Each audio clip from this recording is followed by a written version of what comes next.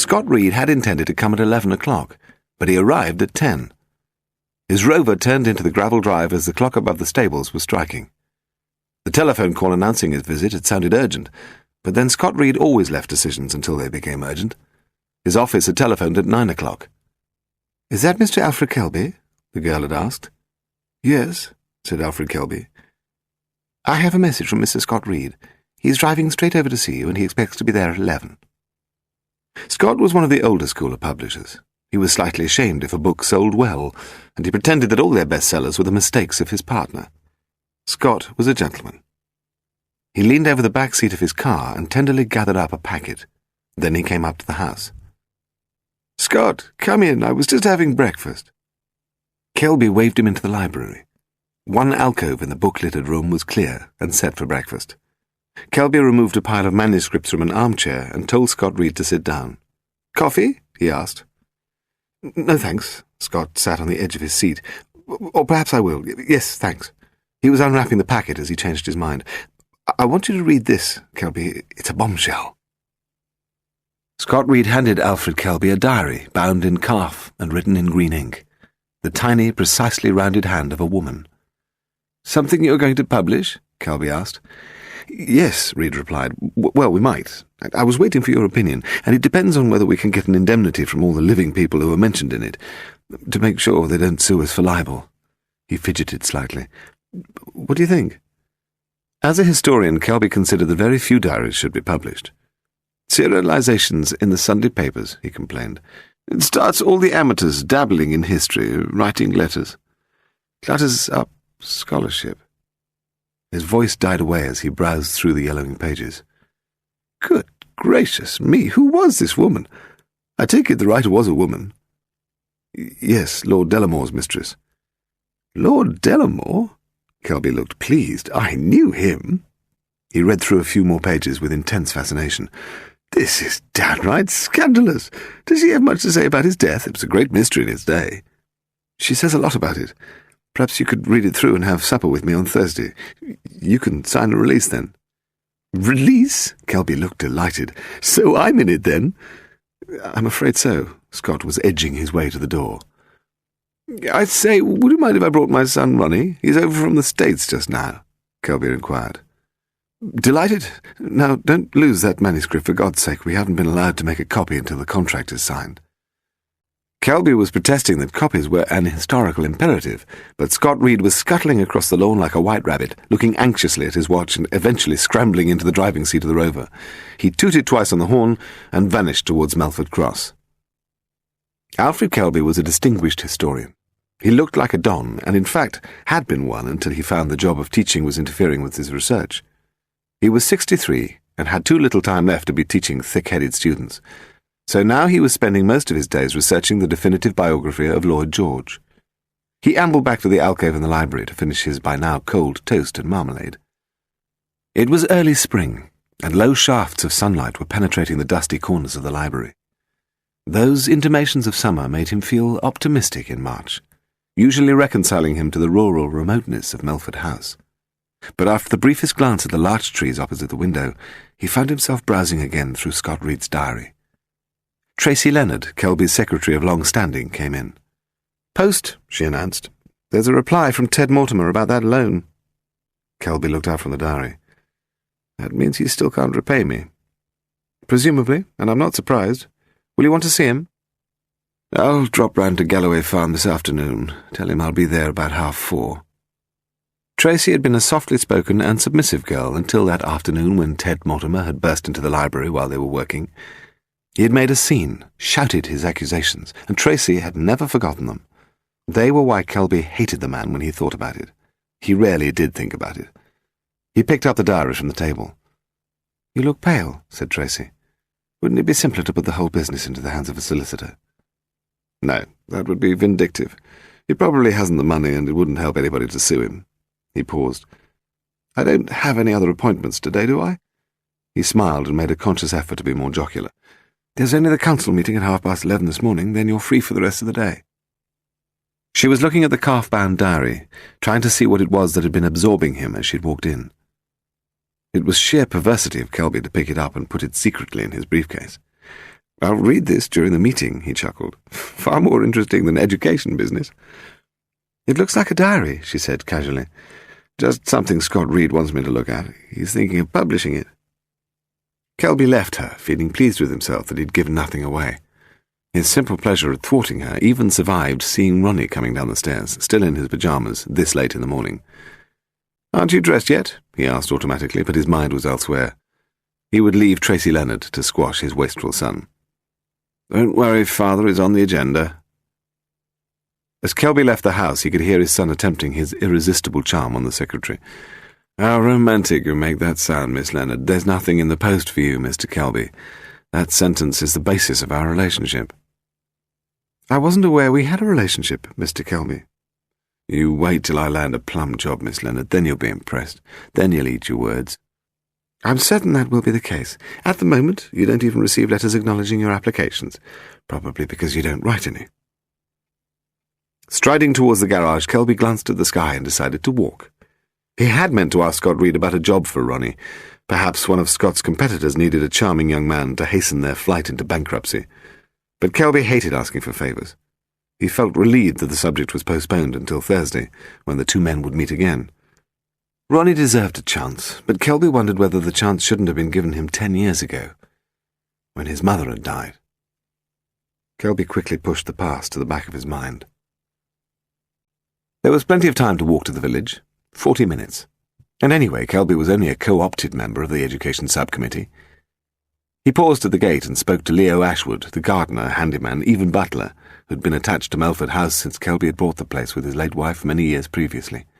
Leo understood about nature. "It's weather like this, Leo, that reconciles me to the rural remoteness of the country." "Yes, sir." Leo was not plagued by the need to express himself at any length. "I like this time of year. No one ever declares war in March." "No, sir." Kelby sauntered off down the lane. He wasn't really a countryman, not knowing the names of the trees or the birds in the hedgerows. He hummed happily to himself. He was a man with no problems. His musings were interrupted by an ambulance speeding towards him, klaxon sounding. It skidded to a halt on the other side of the lane. "Is this Great Drix Lane?"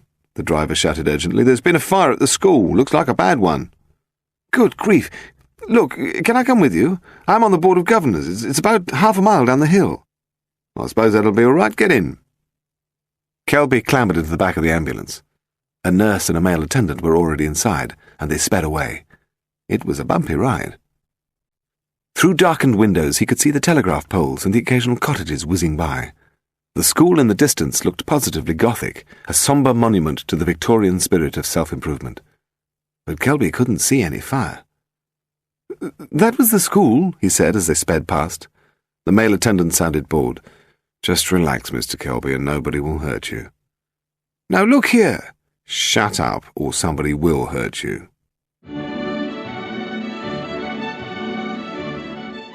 "Darling, how are you?" "Steve," Paul Temple embraced his wife gratefully. "I hadn't realized how much I would miss you." He shook hands with Scott Reed and sat on the back of the Rover with Steve, his hand resting in hers. He knew that Scott's appearance at the dockside to welcome his ship wasn't simply a chauffeur service. He was clearly in some kind of trouble. After some pleasantries about his author tour of America, Paul got down to brass tacks. "All right, Scott, you didn't come out here to save my petrol. What's wrong?" The Rover swerved momentarily. "I'm worried about Alfred Kelby." "The historian?" "Let's see, yes. Bumped into him a few times. He had a young blonde woman on his arm more often than not. Lives at Melford House in Oxfordshire." "That's him. He's disappeared." "And?" "That's not all there is to it. He had a diary with him." "Whose?" "I'm coming to that. About 2 months ago I met a woman called Bella Spender. I was staying in the south of France with some friends, and we became quite friendly." Paul was growing baffled. "Bella Spender?" "Yes, you won't have heard of her, Paul, but you should have heard of her sister, Margaret Spender." "Wasn't she Lord Delamore's secretary?" "And his mistress." "Now I remember," Paul said. "Delamore was a diplomat, old Etonian, murdered soon after the news broke of those orgies in his shooting lodge." "Just so," Scott Reed continued. "Bella gave me the diary after Margaret was killed in an air crash a few months ago." Did the diary give any clues about Delamore's murder? Paul asked. Yes, but I don't know what credence we could give them. I was hoping Kelby could tell me how true the allegations might be. I was worried about publishing it, Paul. The diary was sensational, but it was also vicious. They were a fast-living set, I know, but I couldn't believe they were quite so nasty. So on Monday morning I drove out to Melford Cross and gave him the diary to read, and then he vanished. Intriguing, said Paul Temple. Most intriguing. Scott, point this thing in the direction of Oxfordshire. I think we should pay Melford Cross a visit this instant. Charlie Vosper was in charge of the case. He was at Melford House interviewing his suspects when Paul called on him. He was a copper of the old school. He knew crooks, even respected them. The ones that were good at their job, that is. If Charlie hadn't joined Scotland Yard, he could have been a successful underworld boss. Paul Temple knew him of old. They even liked each other. What do you want, Temple? Just thought you might need some help. Like I need a week in hospital. Do you know this chap, Kelby? Slightly.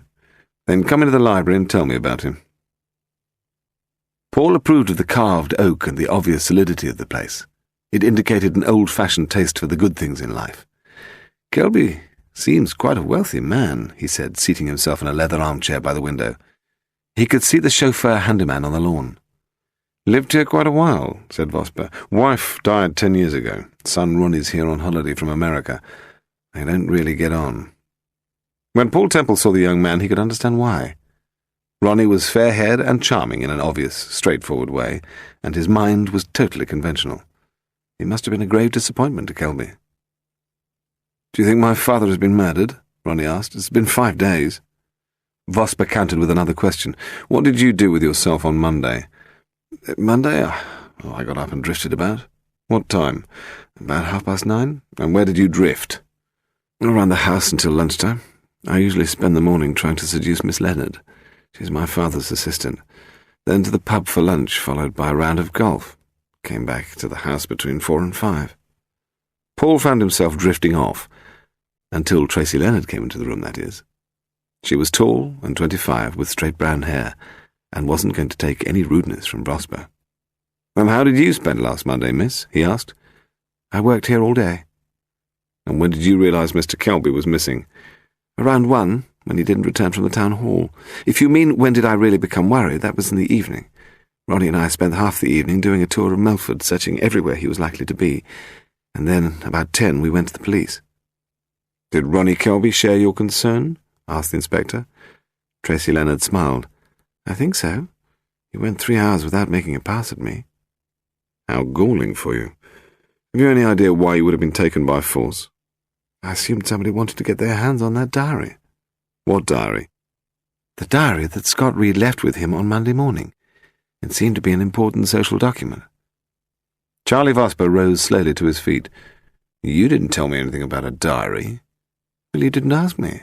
It was apparently rather valuable. Paul intervened tactfully to save the girl from the massive wrath of the law. Rather scandalous, actually. I should think a number of people would give a lot to have it suppressed. You knew about this? Charlie shouted. I assumed everybody knew. Charlie Vosper was turning a deep shade of mauve. Paul Temple decided to stay on at Melford to pursue his inquiries, sending Scott and Steve back to London in the Rover with a few errands on his behalf. He next went to visit Leo and Mrs. Ashwood in their estate cottage, but only found the latter at home. Call me Gladys, said Mrs. Ashwood as Paul introduced himself. Do you think Mr. Kelby will be all right? I trust so. Only we're very fond of him, you see, Leo in particular. Leo's your husband.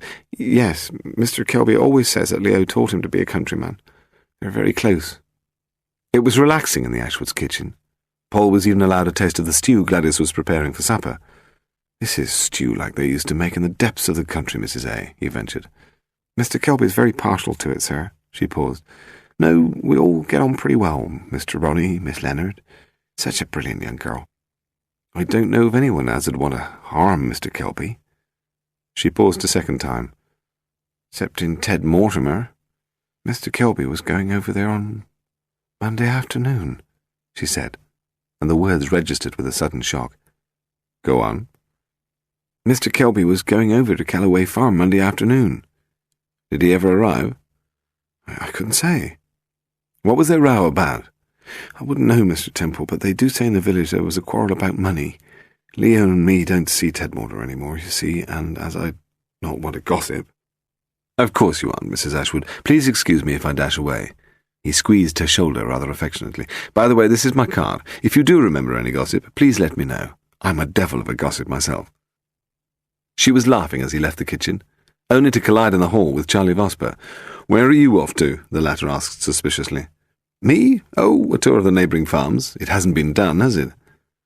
"No, Temple, it hasn't, and on the way you can tell me all you found out about Ted Mortimer." "Of course there never was such a diary, my dear. How could there be when Dickie never had such a mistress? Dickie had his faults, and I'd be the first to admit them. He was a bore, and he danced abominably, but I never noticed people rushing off to write in their diaries whenever Dickie trod on their corns. What did you say this woman's name was supposed to be?" Steve persevered with her assignment of interviewing Lady Delamore. "Margaret Spender." "Never heard of her." "She was your husband's secretary." The frail old lady said, "Oh," like an ancient bird sighting a small field mouse. "That, Miss Spender. I always felt sorry for her. She was a big girl. We called her the last of the big spenders." Her eyes sparkled with malicious life. "Miss Spender kept a diary for 10 years, said Steve, "including the period when your husband was murdered. Killed, dear. I expect it gave her something to do in the evenings. And now that she's dead, her sister wants to publish it. How very demeaning." Steve had felt very nervous when she arrived at Delamore House, but nothing had prepared her for this. "We'll have tea early today," she had said pedantically. It was only 10 minutes to 4. "Mrs. Temple looks as if she needs sustenance." She was not putting Steve at her ease. "You young people are so thin these days. I'm thin, but then again I'm 85. When I was your age I had a generous bosom and a bottom you could really sit on." "You must have led a busy life in those. It must be too much love-making. That's what makes you thin." Fortunately, the butler arrived with the tea. It gave Steve an excuse to change the subject. She talked about the diary, but Lady Delamore's attention soon wandered again. "How do you come to be involved in this?" she suddenly demanded. "My husband's a crime writer, and it was his publisher who acquired the diary." "Crime, eh?" She laughed derisively. "It's a little late for solving any of the mysteries which surrounded my husband's death.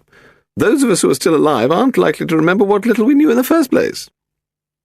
"Nobody's trying to solve anything, Lady Delamore," Steve said provocatively. "The solutions are all given in the diary." "And this diary has disappeared, you say?" the old lady continued. "A man has disappeared, Lady Delamore, the historian Alfred Kelby, and with him the diary. He was asked to authenticate some of the more prurient details concerning your husband, but the diary is incidental," she continued, "although if we found that, we might also find Mr. Kelby. My husband wondered whether you or some of your friends might be being blackmailed. Whoever has this diary might try to extort money by it." "I never pay blackmailers," Lady Delamore said grandly, "and none of my friends has any money. I'm sorry I can't be more help." Steve helped herself to another tea cake. "Alfred Kelby was reading the diary to give his opinion on its historical authenticity," she said. "I don't understand. Do you mean that he could confirm that my husband was really murdered, and murdered by whomever Miss Spender accuses? Surely if Mr. Kelby knew that, he should have said so at the time, when poor Sir Philip Tranmere was arrested. Mind you, I do believe there was a Mr. Kelby up in the shooting lodge at the time of my husband's death, but I don't remember that he was really in with the best people. Anyway, what would he know about my husband? Dickie's morals were above reproach. He snored in his sleep and his feet smelled. Those are not the characteristics that attract stray women. What is more, after 3 whiskies he fell straight asleep. What would he want with a mistress? I never knew a man who slept as much as Dickie." Lady Delamore had already spent the best part of a century keeping people in their place. Steve found it almost impossible to tell whether she was worried, guilty, or sublimely above the contemporary world, or just plain barking mad. Just then the butler entered. "Excuse me, my lady, but Sir Philip Tranmere is on the telephone." "I'll ring him back, Simpson." "He says that it is most urgent, my lady." Lady Delamore sighed. "Silly man. Tell him I'll ring him this evening." After the butler left, she turned to Steve. "Tranmere went and got himself arrested when Dickie died. Anyway, goodbye, my dear. So sorry you must be going." Steve arrived at their Mews flat to find her husband already returned from Oxfordshire. "So how was Lady D?" he asked. "I don't think she gives a damn about anything or anybody. I hope I'm like that at 85. She was so dreadful, she was rather splendid." Paul laughed. "I'm sure that when you're 85 you'll be absolutely appalling. Flatterer." "It's nice to be home." Paul poured himself a whiskey and sat beside Steve. "Would you like one?" he asked. "Not at the moment. Did you miss me then?" "I'll say I did, my darling." He kissed her cheek. "Actually, I will have that whiskey. I've just spent a perfectly hideous afternoon with that old crone. So listen and sound interested while I tell you what happened." "I'm all ears," Paul said, pouring her a glass. "You know, I think Lady Delamore has that diary." Paul stood up in amazement. "Really, Steve? You're marvellous. How do you know?" She shrugged. "Call it female intuition." "Oh, that," Paul said. "You mean you're guessing? Mind you, I suppose she would be the number one suspect for kidnapping Kelby." He paused. "Oh, did I tell you? We found Kelby this afternoon." Charlie Vosper had driven like a stuntman to reach Ted Mortimer's farm, where he'd found the owner less than gracious about his request to search the premises. "Go ahead if you must, but don't disturb my livestock. They aren't used to policemen." The farm was obviously run down. Ted Mortimer himself bore a grudge against the world, and his men bore a grudge against Ted Mortimer. The animals didn't give a damn for anyone.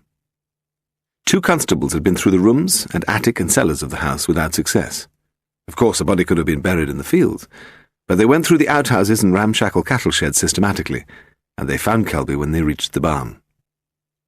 "He's down there," a constable called to Paul and Vosper as they reached the gates. "The rain butt by the corner."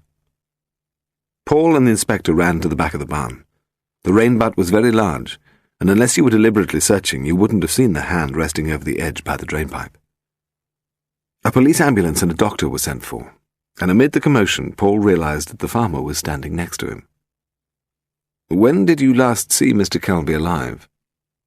"I saw him in the village about a week ago, but I avoided him." "Why?" Paul asked.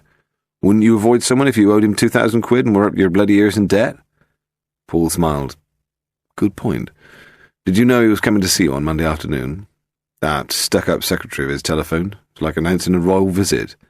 But he never turned up." "Were you at home Monday afternoon and evening?" "Yes," Mortimer said angrily, "and I didn't see anyone putting him in the rain butt. Now, do you mind if I get some work done? I've a livelihood to earn."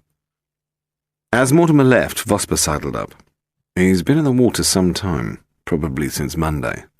"Was he drowned?" "I don't know. I'll have to wait for the autopsy. Now, how about some tea?" "Good idea. Let's ask Gladys Ashwood. She's a first-class caterer." Charlie Vosper agreed. "We'll have to break the news there. The son will have to make the formal identification." They drove back slowly, Paul watching the passing countryside with a new sense of strangeness. Darkness was already falling, and he found himself wondering if Kelby had died in pain. "By the way, Charlie, we didn't find Kelby's briefcase, did we?" "No, we didn't." Charlie climbed from the car, muttering about literary bloody gentlemen and the gritty realism of police work. The lights were on in the Ashwoods' house, and Paul felt distinctly inadequate as he saw Gladys come running across the forecourt to greet their car. She stopped a few yards away and just stared. "He's dead?" Paul Temple put a hand on her shoulder. "Let's go back inside, Mrs. Ashwood." Her husband Leo was standing in the kitchen doorway. Tracy Leonard was there too, but quickly melted into the background. "What happened?" Leo asked hoarsely. "I'm afraid Mr. Kelby has been murdered," Paul replied. Leo muttered, "Oh my God." It was a pretty conventional reaction, but it was genuine, like his wife's tears. Paul also heard a muffled gasp from Tracy, who was clearly listening outside the kitchen. "Where did you find him?" Leo demanded. "In a barn on Ted Mortimer's farm." "Have the police arrested the bastard?" "Well, no, they don't know yet who actually killed Mr. Kelby. They don't know?" Leo erupted as his wife sobbed beside him. "Poor Mr. Kelby. And I was just going to pick up his suit from the cleaners this afternoon. There are so many jobs to do, but there isn't any point now." "Go and pick up the suit," Leo ordered gruffly. "We're still working." As Paul slipped out of the house some minutes later, he found Scott Reed arriving in his black Rover. He greeted him with some surprise. "I came to see whether they'd found Kelby. I feel so responsible having given him that diary to read, and I promised Bella Spender a decision today." He was flapping. "Has anything happened?" "Kelby's dead." The colour drained from Scott's face. "My God, I'd better go in and offer my condolences to Tracy and Ronnie.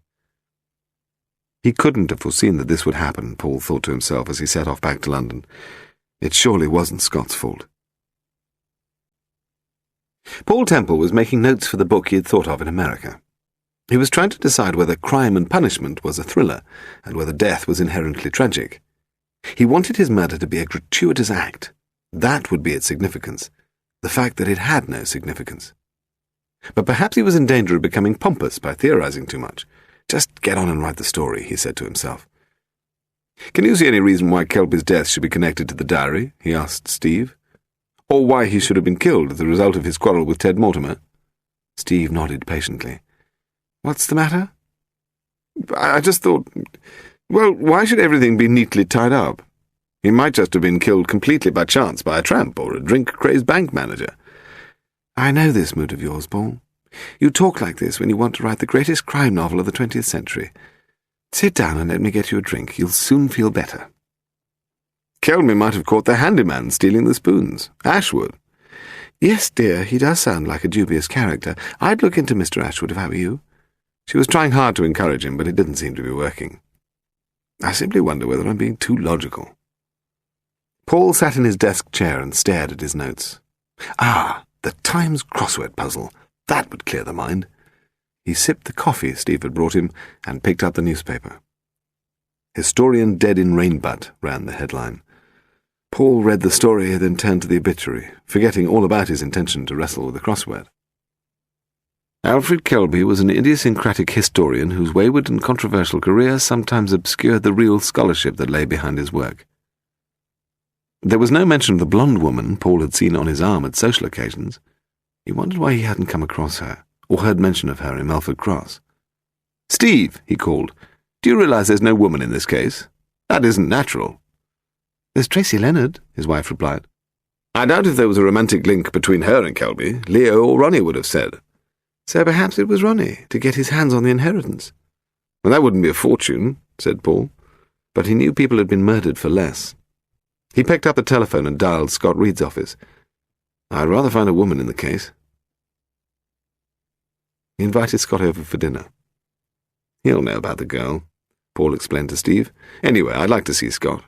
The case does revolve around his missing diary, after all." "That's true," said Steve. "I wonder where it will end." Paul laughed. "I don't think Scott's in danger. Whoever wanted it probably has the diary now, either Lady Delamore or persons unknown." But Steve was fascinated by the idea of a series of deaths arising out of the diary. It was an idea Paul had used once in an early novel. For the rest of the day, while she was alone in the house, she convinced herself that it was Scott Reed's last night on Earth. Back in Melford Cross, Paul found Charlie Vosper at his field headquarters in the drill hall, sticking pins in a map of the district and biting into a bacon sandwich. "What do you want?" he snapped. "Thought you might be lonely out here among the natives. Talked to Ronnie yet?" Hobden, the local Bobby's got a low opinion of him, but he doesn't understand crime. He thinks it was Ronnie's fault that his father quarrelled with Mortimer. Paul nodded. "But would Ronnie murder his dad?" "That depends. He seems a bit impetuous and spoiled, to put it mildly. He was arrested for drunkenness over in Boston, but he got off. Not much else." A uniformed constable came hurrying over to the desk. "Sir, they found a note from Mr. Kelby." "Saying?" Vosper asked. "It says, 'Of course I'll meet you if it's so important, but it had better not be at the house. You know how things have changed. Can we meet at the Star where we used to meet, say 10 o'clock this evening? Yours, Alfred.'" Charlie Vosper muttered to himself while he assimilated the new information.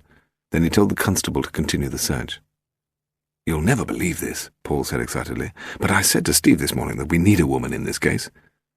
"I believe you." "Did Kelby have a girlfriend this last few months?" Paul asked the inspector. "No, not at least since Ronnie came home. Nobody's mentioned a girl except you," Vosper snorted grimly. "I saw him a few times with a young blonde on his arm at social functions," Paul added. "Oh, really?" Vosper visibly perked up at this. "Let's go and ask Inspector Hobden if he knows anything about this." Walking around to the local police station, they found Hobden in his office. "We need your help," said Vosper. "After all, you've known these people since they were so high." He beamed encouragingly. "Tell me the gossip on Kelby. Did he have girlfriends?" Hobden fidgeted uncomfortably. There was a girlfriend a couple of years back, according to rumour, but she left Melford and went off to college somewhere. Was there a scandal? I'm a policeman, Inspector Vosper, not a village barman. How would I know about Kelby's private life? He was discreet about it. His friends haven't told me about any old scandals before I came. Before you came? I've been responsible for this division for 18 months. I came out from Oxford. They left the police station in disgust. What the devil's happening to village life? Snapped Vosper. Paul telephoned Steve to say he was coming home. Had she eaten? No, she said excitedly. I've been trying to contact you all morning. Did you see the obituaries this morning? Yes, of course. Sir Philip Tranmere is dead. Don't you remember? He was the man I told you about who telephoned Lady Delamore yesterday. Paul remembered. He committed suicide last night. Paul went off and bought another copy of the Times. Tucked away at the foot of the obituary column was a small photograph of a flushed port face with military moustache and baggy eyes. Tranmere's distinguished military career had ended abruptly when he was arrested on suspicion of murdering Lord Delamore at a shooting party in Scotland. Some days later he had been released for lack of evidence, but that had been the end of his career. And now he was dead. The body of Sir Philip Tranmere was in the morgue, but it explained nothing. Sir Philip had jumped out of the window at his club shortly after midnight, 100 feet onto the pavement. It's really most irregular, sir, the club secretary repeated 3 times. We don't expect our members to do things like this here. Last time this happened was in 1892. Did Sir Philip seem worried these last few days? Paul inquired. We always took the view that the past was a long time ago, the secretary replied reprovingly, and Sir Philip was a gentleman. If he were worried, he would not have confided in the barman. Paul thanked him breezily and went through into the lounge. It was nearly empty, but for a man in a well-cut blue-grey suit standing 3 feet back from the barman, who announced he was closing shortly. Paul took the hint and left. Then he paid an unofficial visit to a friend just down the road in Whitehall. I'm not talking to you, Temple. Paul sat comfortably in a leather armchair and relaxed. Harry had a nice panoramic view of London from his window. He had got on since the days when he had been the youngest superintendent in the police force. Why ever not? Asked Paul.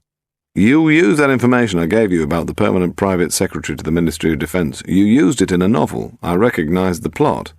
Come off it, Harry, you can't even read. I don't need to. I'm telepathic. You're here about Sir Philip Tranmere. Paul grinned. Harry had been in charge of the investigation into Lord Delamore's death over 20 years ago. Not that Paul had known him in those days. Paul had been commissioned to do a series of newspaper articles on real-life detectives some time previously, and met Harry then. Now what's this I've been hearing about a diary? My Inspector Vosper says it's gone missing. Paul nodded. Someone murdered Alfred Kelby to get hold of it. And Rover Tranmere has committed suicide. Well? I wondered what went on at the shooting lodge back when Delamore was killed. God knows, said Harry with a laugh. There was about 15 people staying there, including the secretary and a couple of servants, and they were suffering from what we used to call the 3 A's, affluence, adultery, and alcohol. It was a hot summer, and I suppose they ran out of grouse. From sheer boredom they probably began shooting each other. They were a shabby, quarrelsome crew. Delamore acted as a kind of ringmaster, organising the revels to create the maximum drama and embarrassment. After a week, somebody shot him. It could have been any one of them, but finding out exactly who made solving Chinese puzzles look easy. They all lied about where they'd been at 2 o'clock that morning or who they'd been with, and half of them were too drunk to remember. Why did you arrest Tranmere? Because I thought he'd done it. He hated Delamore and he was Lady Delamore's lover, but there was no evidence. He couldn't remember whether he'd done it or not. Anyhow, I was relieved to let the whole affair die down. There was more pressing work to do. When Paul reached home at 8 o'clock, he found Scott Reed waiting, and Steve had already scared him with her premonition of death. "Who'd want to kill me?" he asked plaintively.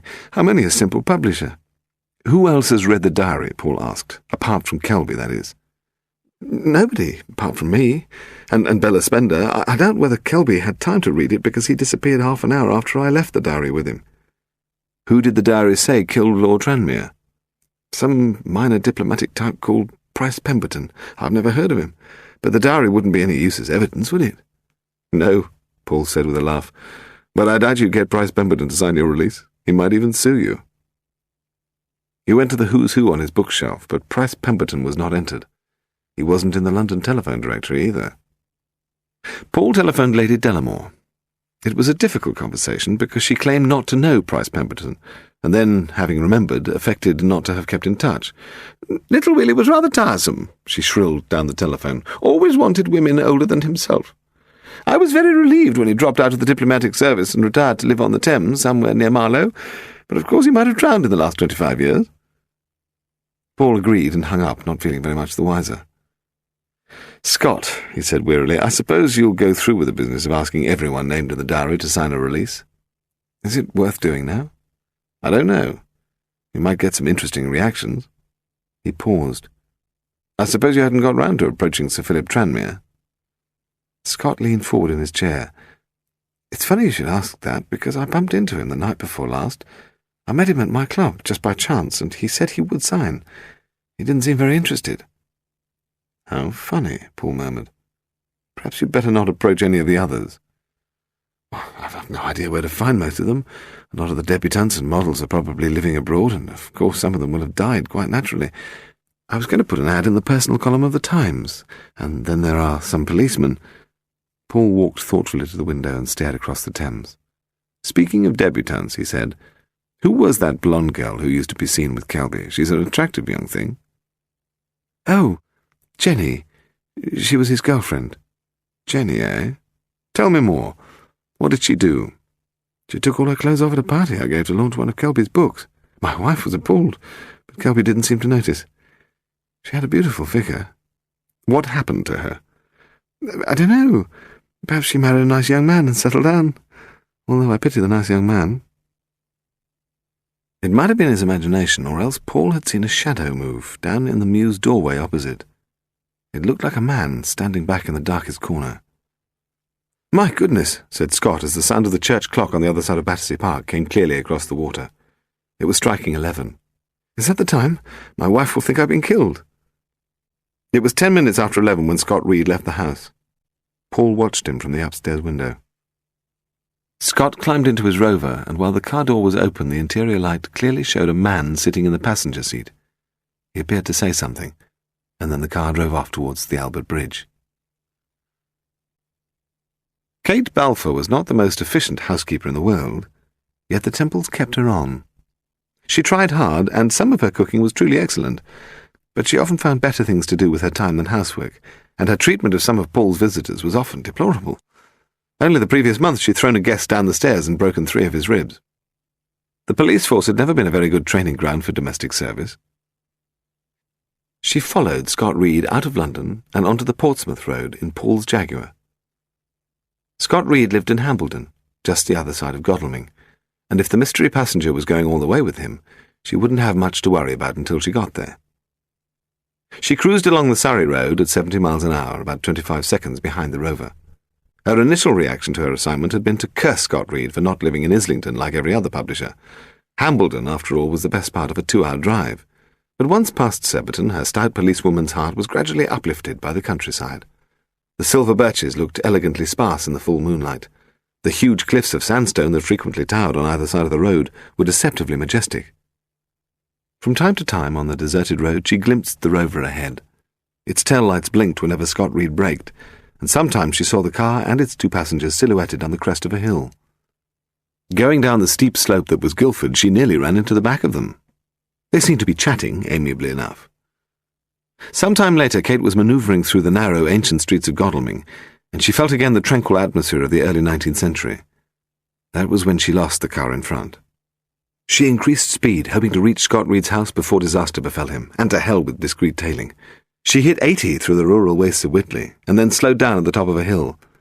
The publisher lived somewhere over to the left, if her memory served her well. She glanced at an impressive building on her right, and knew she was on the right road to Scott Reed's stockbroker's Tudor residence. As she pulled up to an imposing gateway beyond Hambledon Common, she noticed Scott and the mystery man were already letting themselves into Scott's house. Kate left the Jaguar on the other side of the green, shinned over a wall with an agility that rendered her 15 stone ridiculous, and crept up to the windows. She saw Scott Reed in his living room pouring drinks from the cupboard for the stranger. It was impossible to hear what they were saying, but they appeared to be on friendly terms. She noted the stranger's appearance, medium build, 5 feet 8, dark hair and swarthy complexion, aged 40 to 50, no distinguishing features. A crook. She walked back to the road where she saw a telephone box and decided to call her employer and keep him abreast of the situation. "That was Kate," said Paul as he tossed his silk dressing gown onto the bed. "She's down in Hambledon." Steve grunted.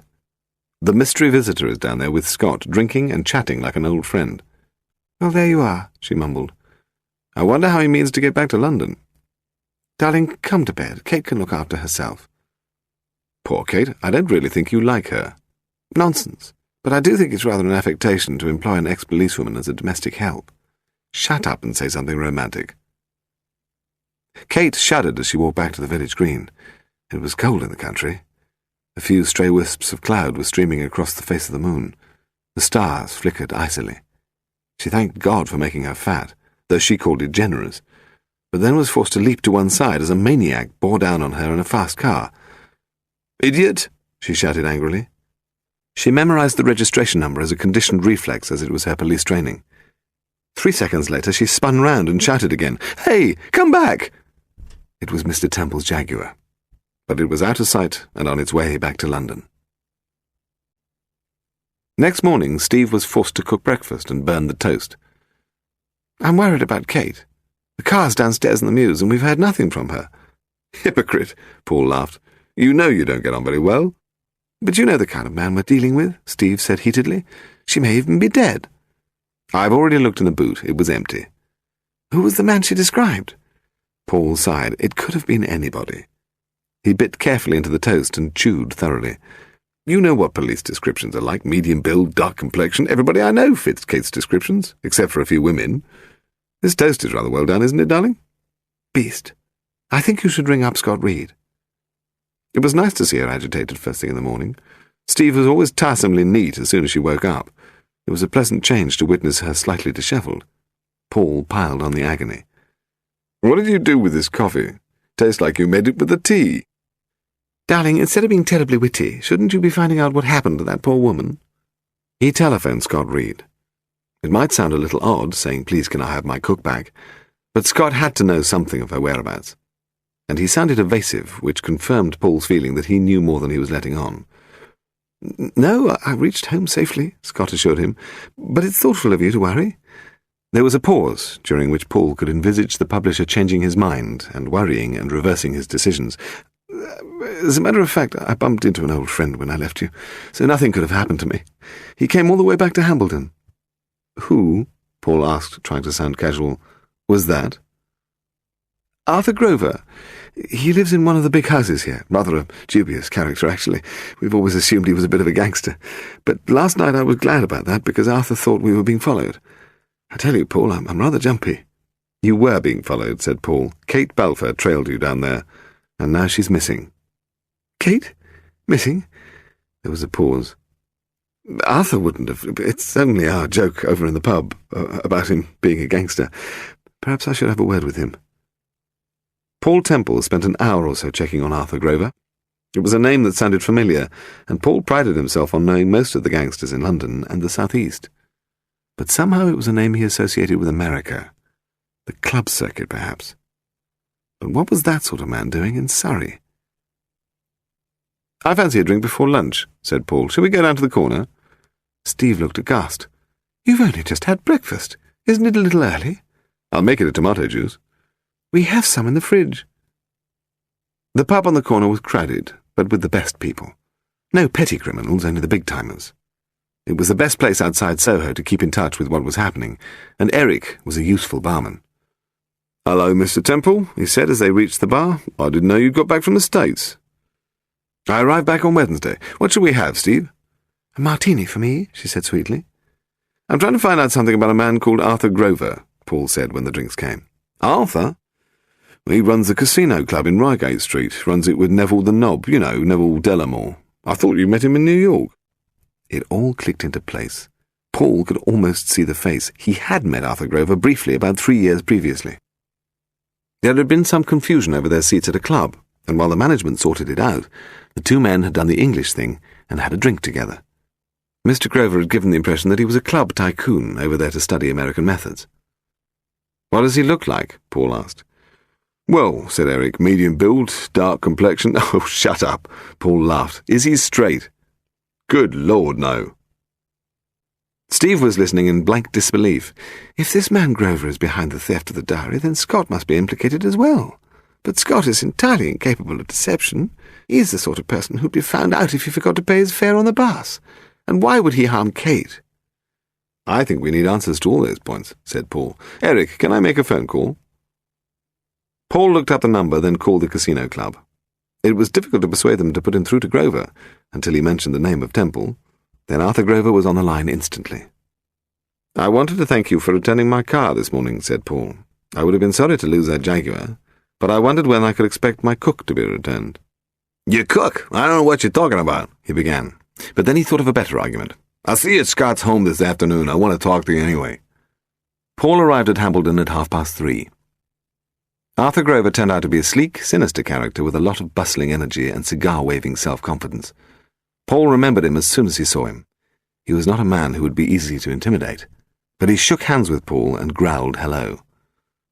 They went into Scott's living room where the publisher was serving tea. It was not a scene into which Soho mobsters fitted easily.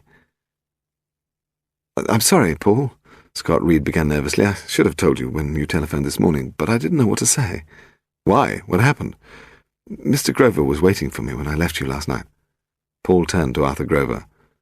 I think you might as well do the talking. Arthur Grover bit into a small sandwich while he considered. I wanted to know what was going on. I read in the papers about Kelby being dead, and I wanted to know what had happened. You see, I stole the diary from Kelby, but I didn't kill him. Paul nodded. That made sense. I always said that Scott Reed ought not to be allowed to mix with the real world. There are too many people like you about, Mr. Grover, and Scott gets himself into trouble. What do you mean? Scott blustered. Mr. Grover is a neighbour. You don't even know what happened, Paul. I can guess. I expect you talked to Mr. Grover in the saloon bar one evening over there in the pub on the green, where you both play the game of country squires. You probably told him about this extraordinary diary that you meant to publish. I may have done. You wouldn't have known that Neville Delamore was a respectable half of the Grover-Delamore partnership that owns the casino club in Reigate Street, the English half. Paul Temple smiled at Grover. Arthur Grover is an American, so he has to have a respectable front man to satisfy the gaming board. He's never boasted to you of his aristocratic friends, Scott. Grover glowered round his cigar.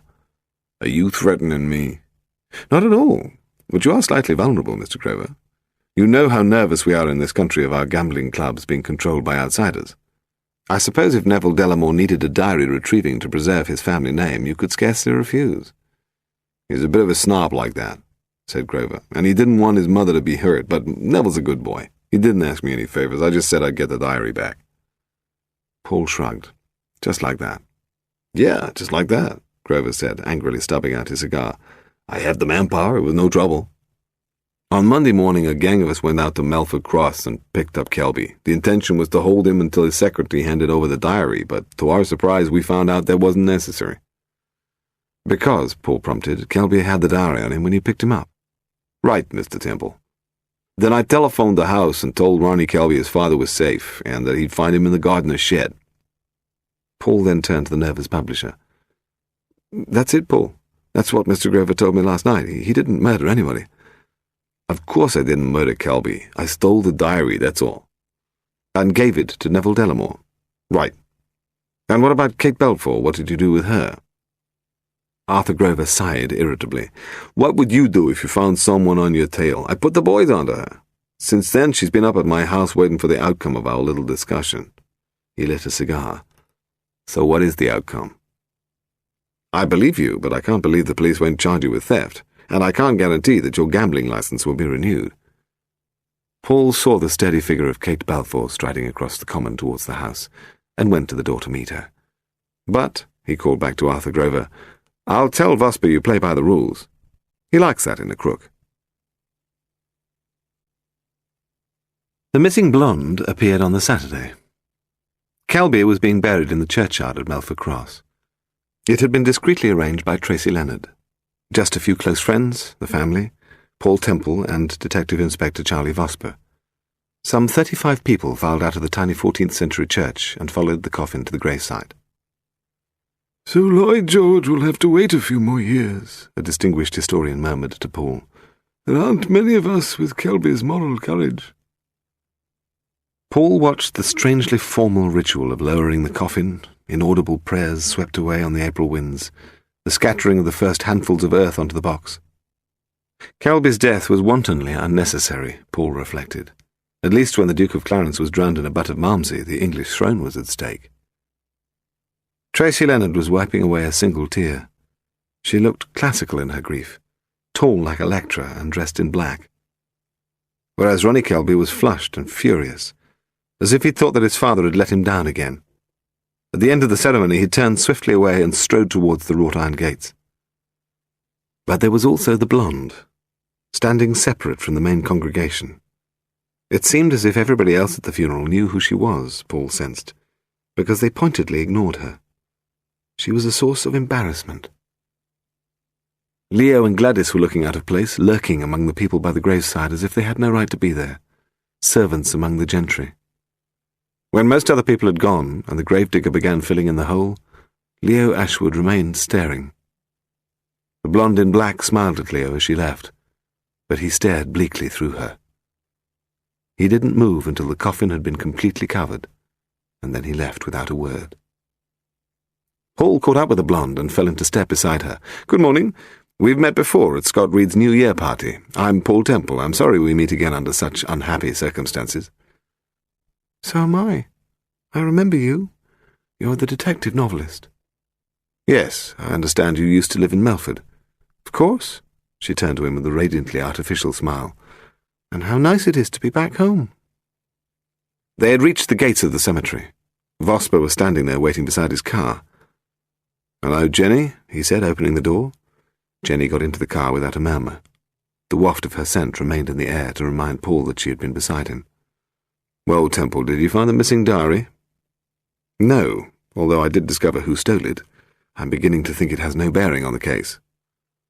"I want to know about that diary. In fact, I was summoned to the Assistant Commissioner's office and warned off, told to lay off the official history side. Which, of course, has served to make me even more curious about it. I'll see you in that pub over there at 7.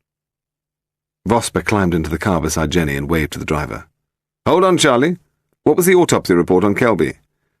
"Strangled. Died of a broken neck. There wasn't a drop of water in his lungs." After Vosper had driven off, Paul wandered over to the hall, where he found Tracy Leonard and Ronnie Kelby in the library. "I know this is not the time to intrude." "That's all right," said Ronnie. "Anything will help solve this damn mystery." "Even," Tracy murmured ironically, "you, Mr. Temple." Paul smiled at her irony. "All I've managed to find out is that Mr. Kelby made an assignment with a woman at 10 o'clock on the day of his murder, and we've no idea whether he kept it." "What woman was this?" Ronnie asked in astonishment. "I don't know." Tracy Leonard had turned sickly pale. "Do you know who it might have been, Miss Leonard?" "Why should I know? I'm only his secretary. Mr. Kelby's personal assignments would be his private affair." "And where were you at 10 o'clock that evening, Ronnie?" Paul asked. "Me? That was the time Tracy and I decided we weren't going to find my father and went to the police station." Paul nodded encouragingly. "Was that before or after the phone call?" "Phone call?" He was startled, and he glanced in alarm towards Tracy. "What phone call? Didn't someone telephone on Monday evening?" "No, nobody telephoned." Tracy shook her head in confirmation. "We were together all evening." Gladys Ashwood then entered the room with a tray of tea and buttered crumpets and began surfing. "How did you find America?" Paul asked Ronnie, changing the subject. "Did you make a fortune?" "No, the Carnegies and the Fords got there ahead of me. I'm broke, Mr. Temple. My father was trying to find me a job before he was strangled."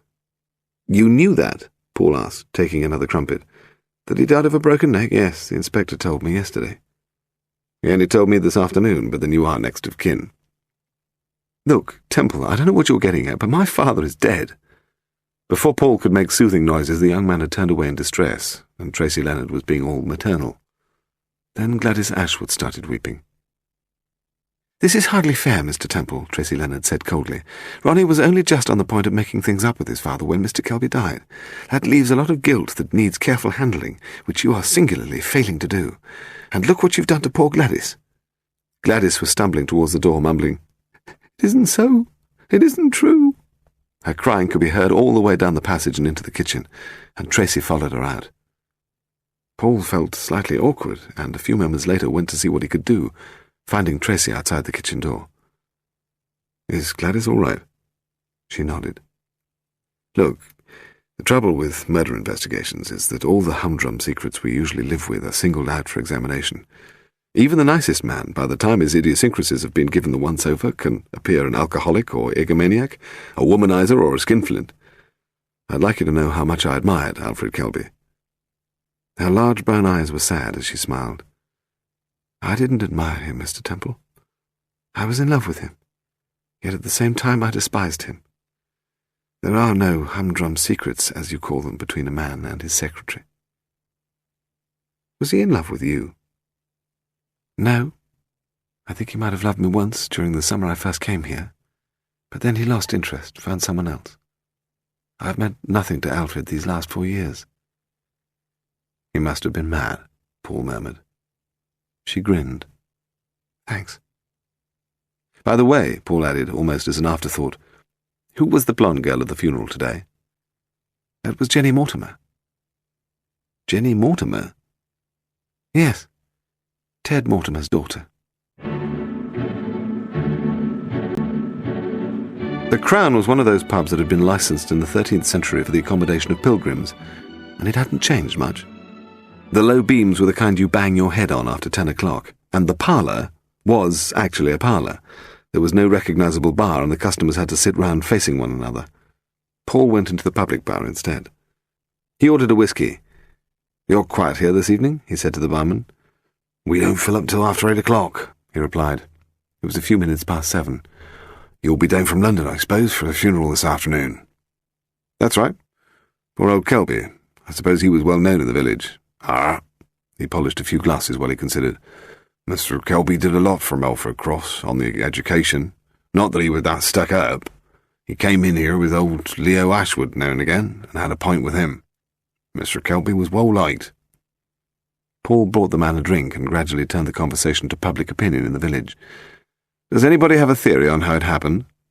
I'm not sure what you mean. Well, local gossip can be a lot better informed than the police's version of events. You mean you think they drowned him in the rain butt? The landlord asked incredulously. Well, everybody knows who done it, don't they? The police haven't the faintest idea. Oh, yes, well, they're the CID from London, ain't they? What would they know about Melford Cross? But the people hereabouts know who did it. You ask Inspector Hobden, he nodded darkly.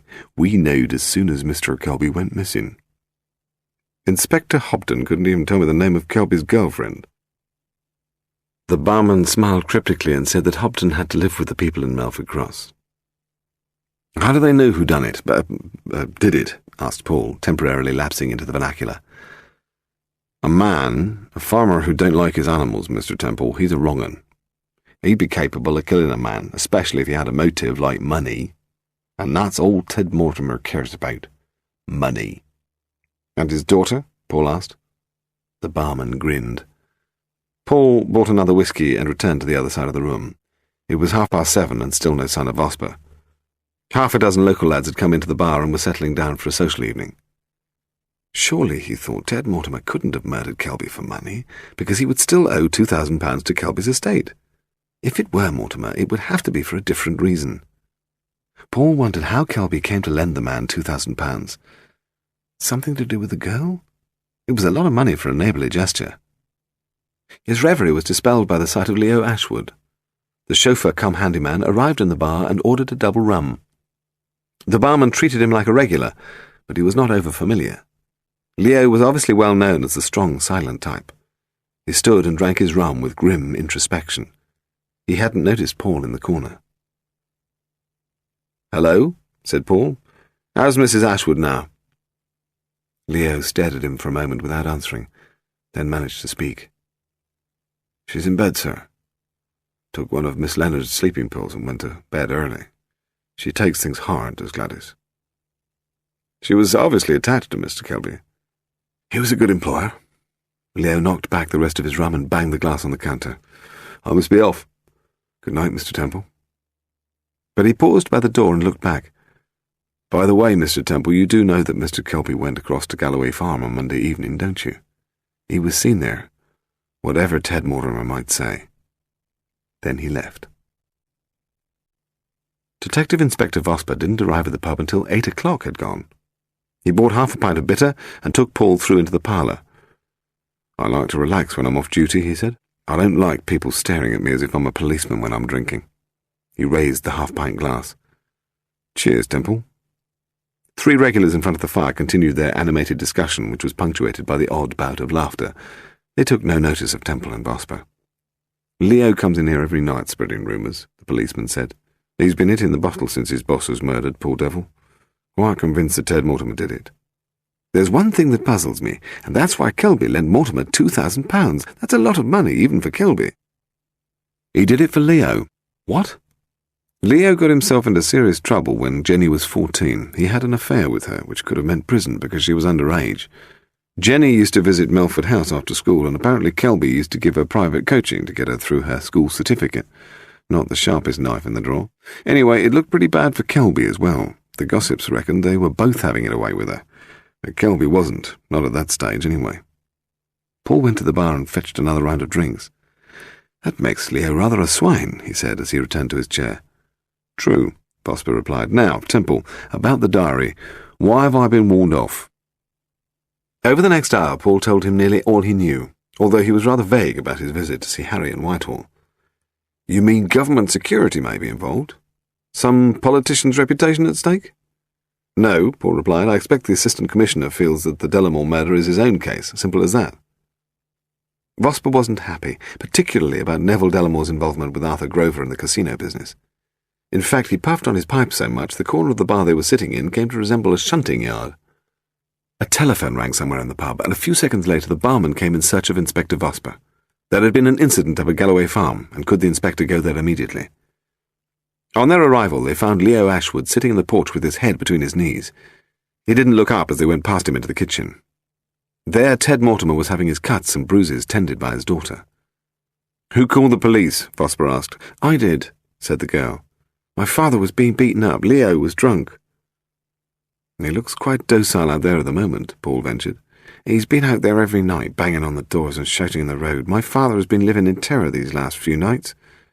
"What does he shout about?" "He accuses my father of killing Alfred Kelby." "That's enough, Jenny," said Mortimer. "I can fight my own battles." Just then Leo entered the kitchen, followed by a young man in a mackintosh and carrying a large camera. "Oh," said Jenny, "so you've brought the press with you now?" And with that she flew across the kitchen and attacked Leo with a large frying pan. Leo cowered against the dresser as blows rained down on him, and Jenny kneed him in the groin. "That'll make quite a picture," said the reporter, who'd managed to capture the more dramatic moments of the assault before shuffling out. Jenny gave a brisk laugh. "I learned how to handle Leo when I was 14.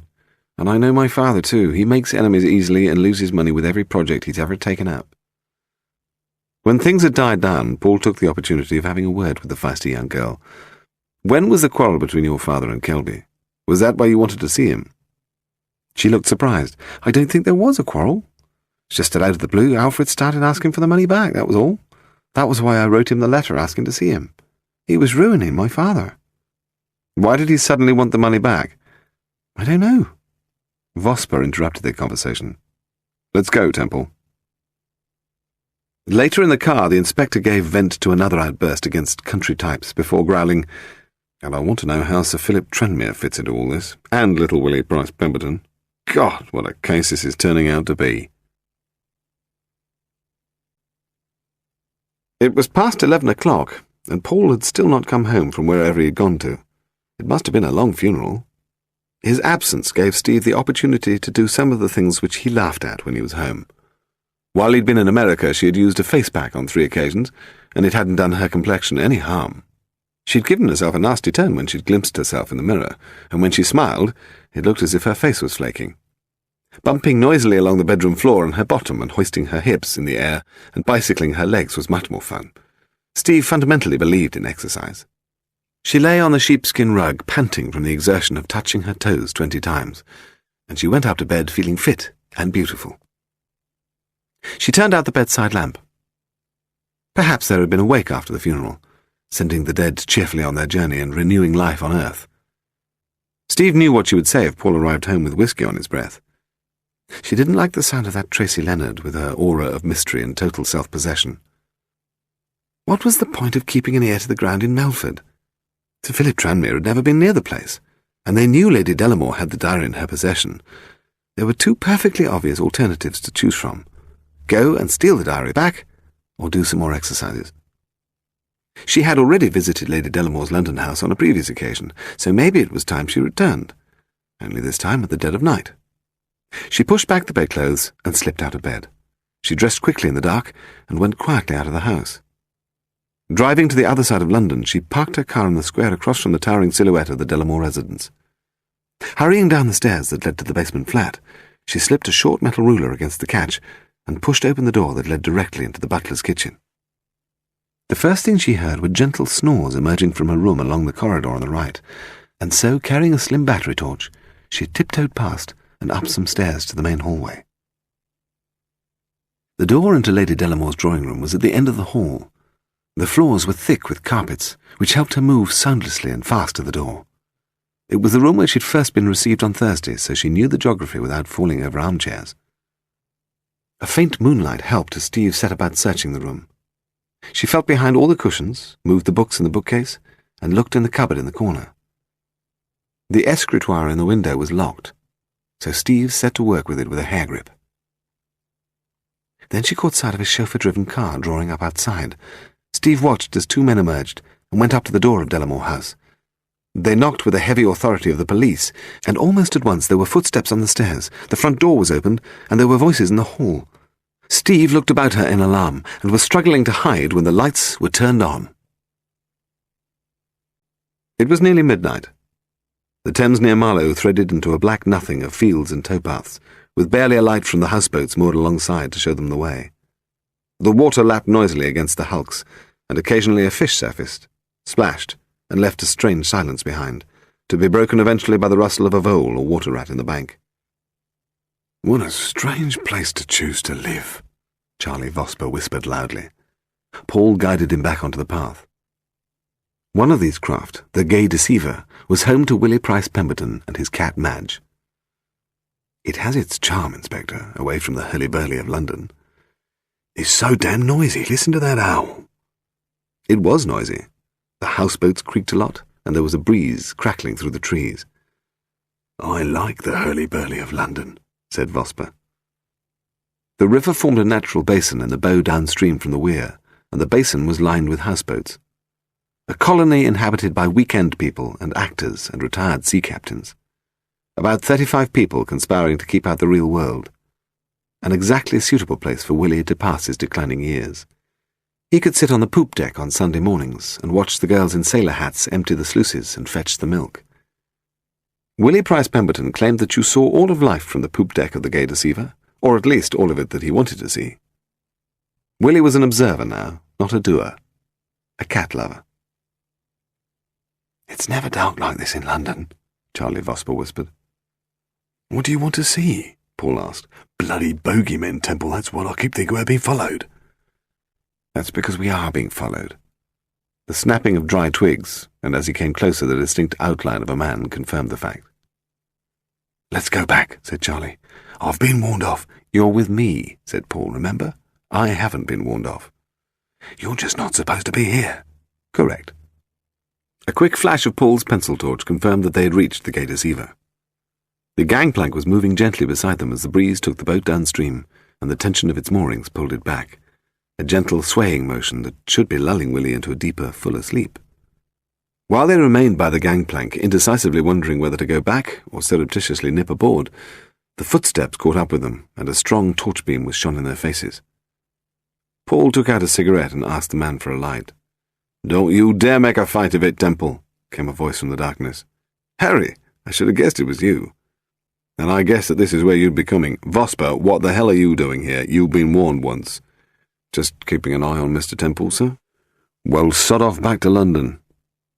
They were interrupted by a voice from the direction of the river. "I say there, are you going to be talking all night? There's someone trying to get some sleep here." Harry strode up the gangplank, pulled back the tarpaulin over the steering cabin, and jumped down. Paul followed. The last they saw of Charlie Vosper that evening was the flare of the match as he lit his pipe. "You aren't going to sleep yet, Price Pemberton," said Harry. "Batten the hatches and let us aboard." "Go away," cried Price Pemberton. "It's after midnight."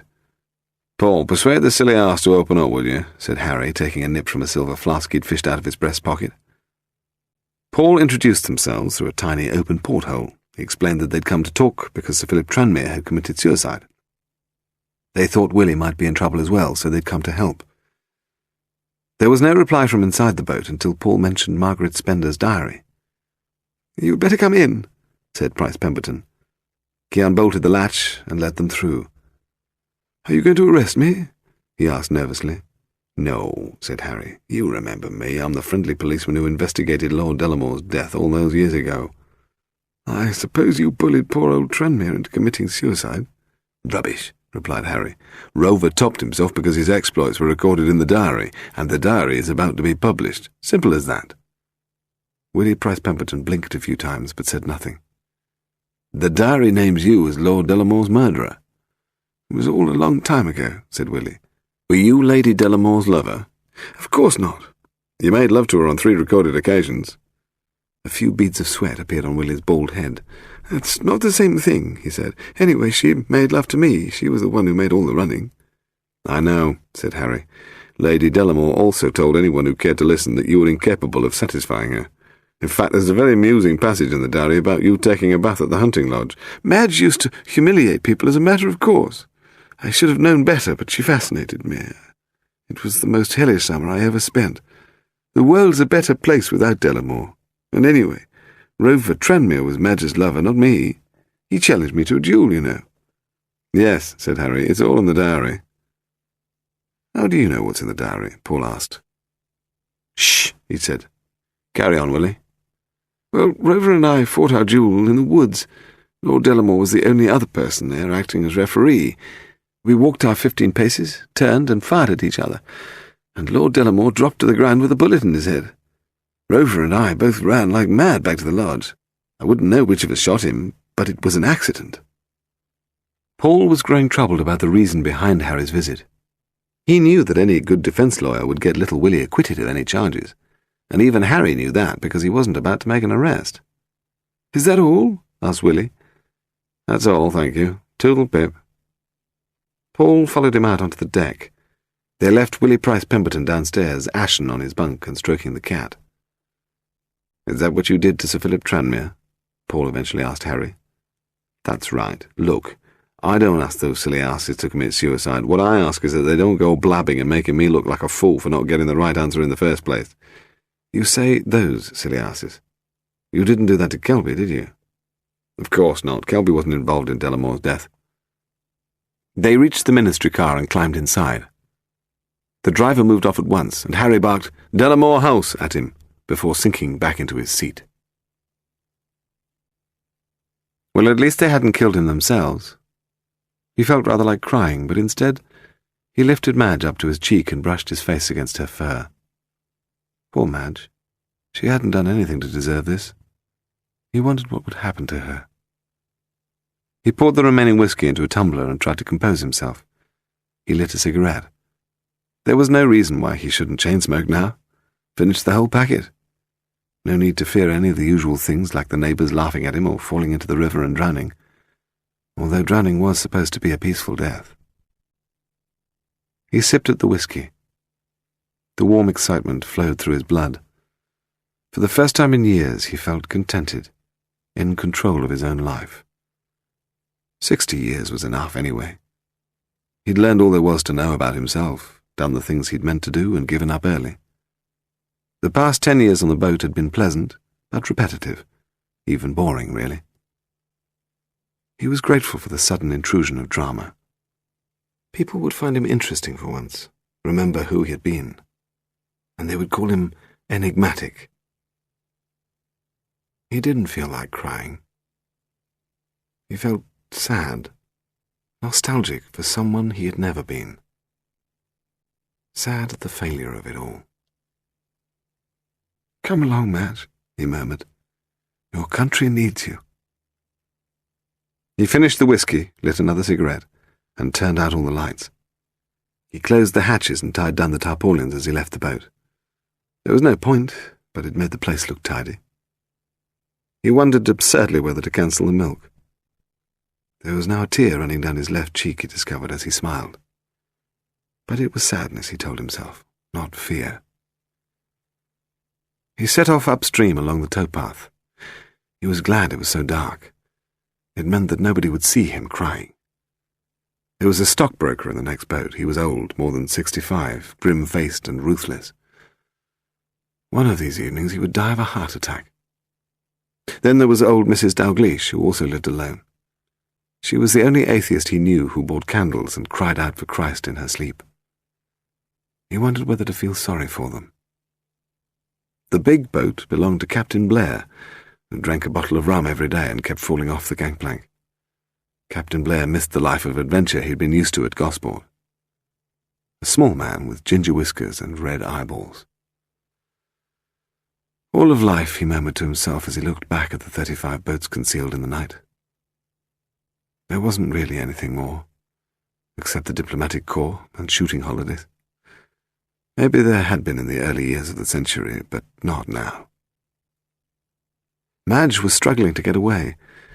It was the noise of the weir that frightened her, but the noise was partly why they'd come to this spot. It would drown the shouts if his nerve failed him at the last moment. He knelt on the ground by the iron causeway across the weir and tied a piece of cord to Madge's collar. He tied a brick to the other end of the cord. It was a heavy brick from the derelict wall of the old lock, already soaked with water. "It's all for the best," he said to the cat. "You'll be safer." Having dealt with Madge, he turned his attention to himself. He put up his hand to hold his nose and jumped. The cries for help were lost in the deafening weir, and by the time his body drifted away from the swirling water below the falls, he was dead. The little grey-haired old lady was as daunting as Steve had described her. She kissed Harry on the cheek, and as she offered Paul a frail hand, she told him he was too good-looking. "I prefer my men a little more rugged," she said. "You look more suitable for the drawing-room. Why don't you sit down?" Paul sat down. "I've sent poor Simpson to bed," she explained. "Young people need their sleep, I seem to remember, and when Simpson is out of his bed after 1 o'clock, he smashes plates and yawns as he opens the door. Harry, darling, would you pour Mr. Temple whatever he drinks and help yourself to the whisky?" Harry poured the whiskies. "I had the pleasure of meeting your wife, Mr. Temple, yesterday or last month. Such a charming girl and very persistent. I hope she discovered whatever it was she wanted to know from me."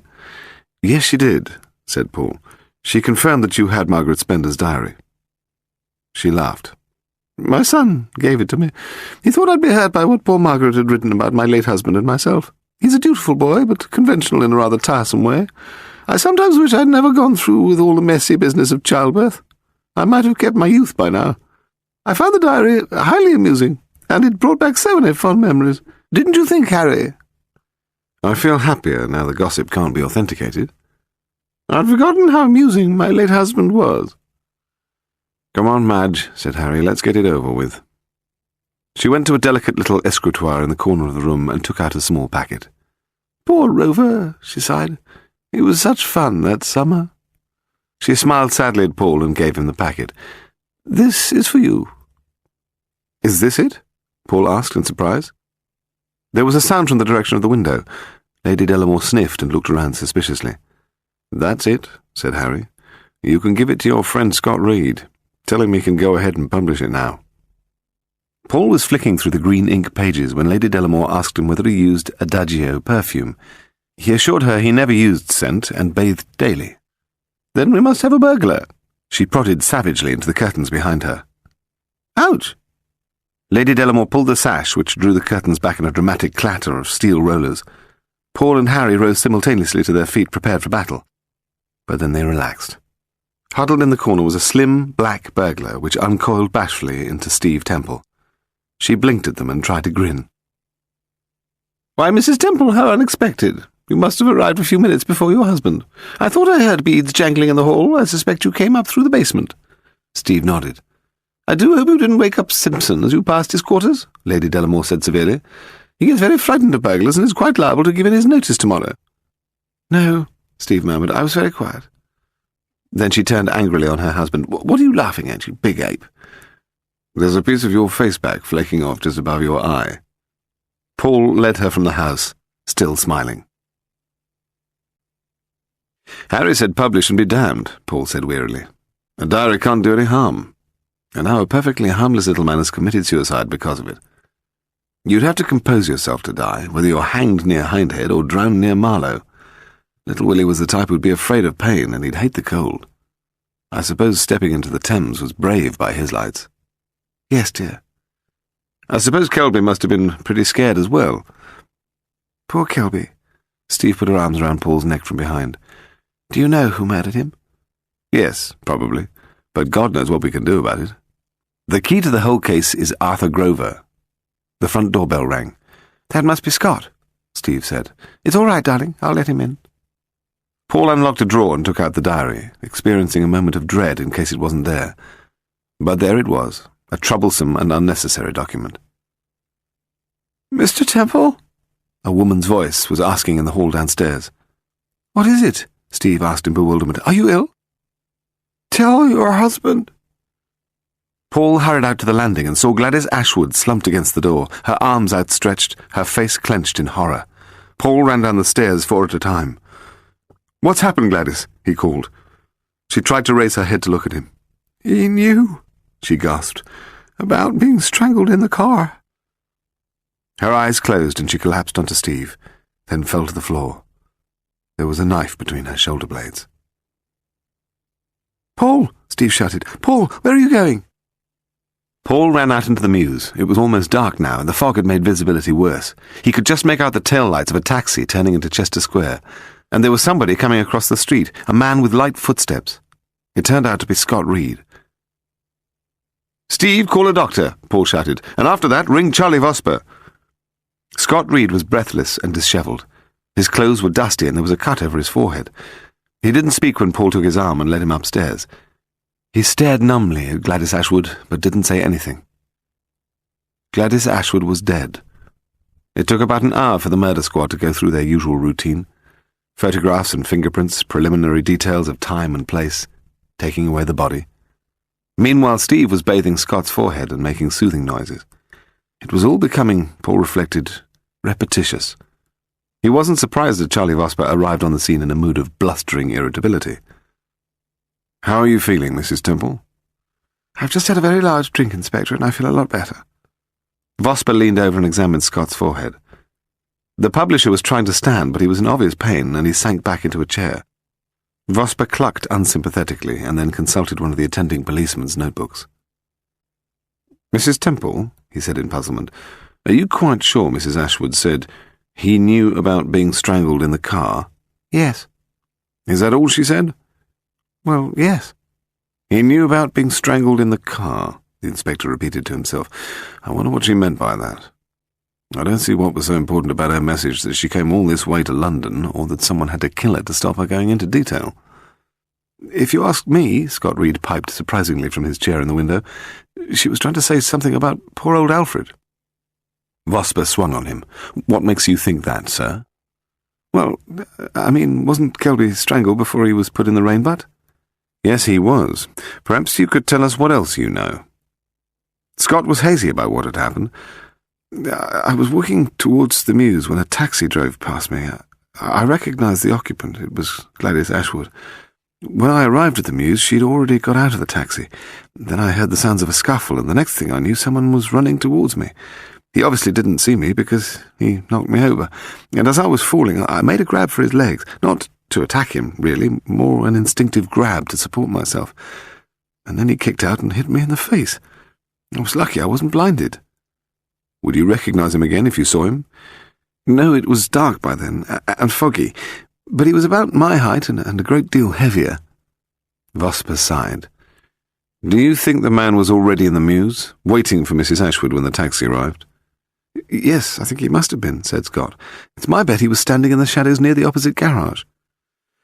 Yes, Vosper agreed. That seems very likely indeed. Thank you, Mr. Reed. By the way, one of my men picked up a shoe out there. Quite a nice brogue shoe.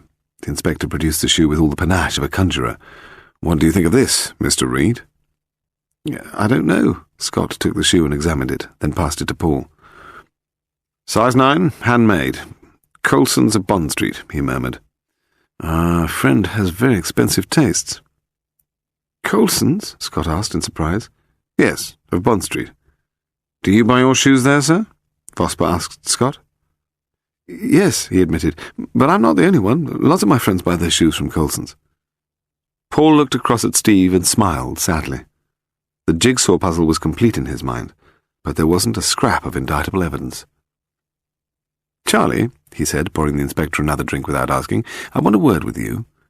Scott made his excuses and Steve escorted him to the front door, leaving the two men alone.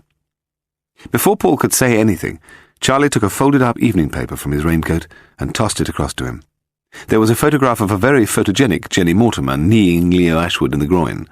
The accompanying story described how Jenny had had a date to meet Kelby at 10 o'clock to discuss her father's debt. Paul looked up in horror. You realize this is going to get her killed. Why? Asked Vosper. Because it implies that she was in the immediate vicinity of the murder. She might even have witnessed it, or seen the murderer pass by on his way to dump the body on Mortimer's farm.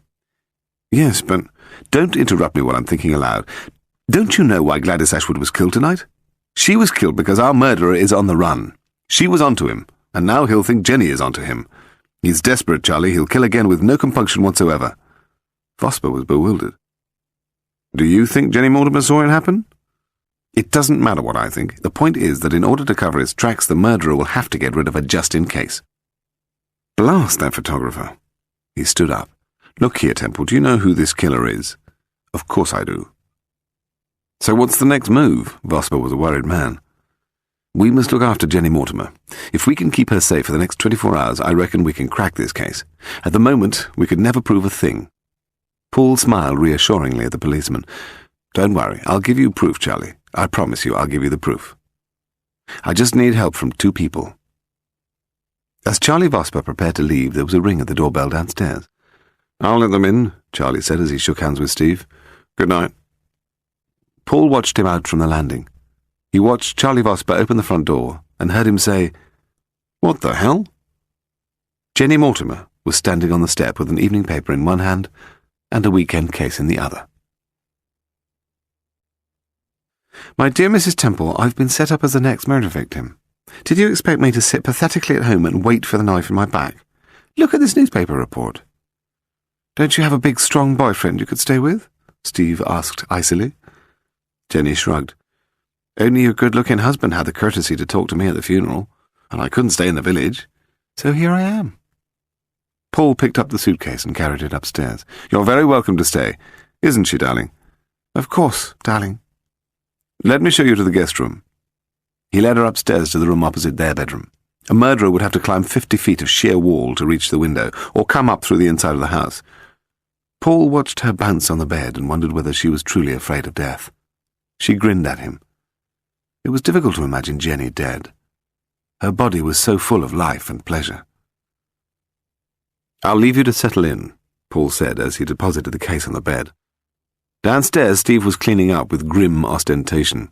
She clattered about in the kitchen and then spoke to Paul about the girl's comfort with brittle formality.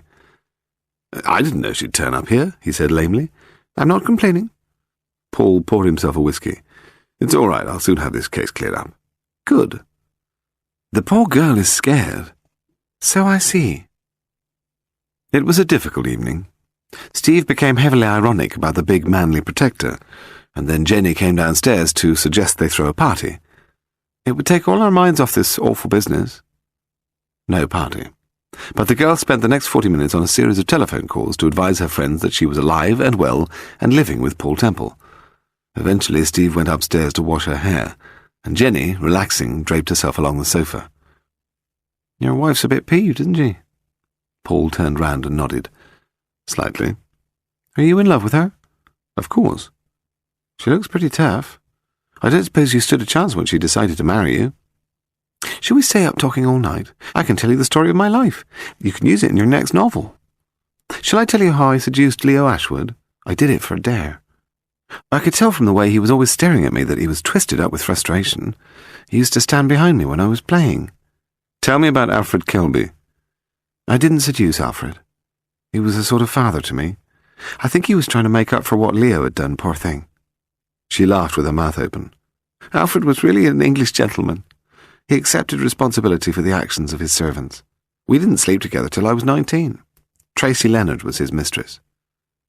Not for several years past, said Paul. She giggled complacently. Do you think she's better looking than me? Yes. It wasn't until after midnight, and the best part of a bottle of whiskey, that Paul managed to persuade Jenny to turn in, then went to his own room.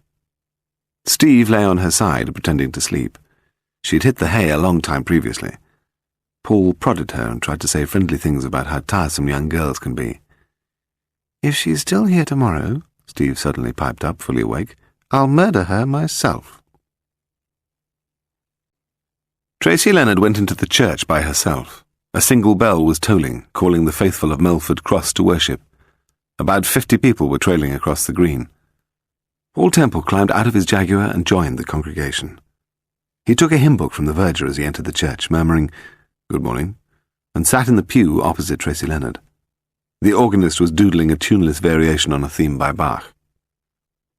"Is this a pleasant coincidence?" Tracy Leonard whispered when she realized who was sitting next to her. "Very pleasant," Paul whispered. Her scent contrasted nicely with the dust and leather smell of the church. She looked serenely poised in her grey two-piece. Paul wondered again why Alfred Kelby had let her go in favour of Jenny Mortimer. Paul had found himself immensely relieved as he left home. He hadn't realised what a strain the girl's presence had put on them all. She was enjoying her role at the centre of a murder case. Tracy Leonard was more classically English.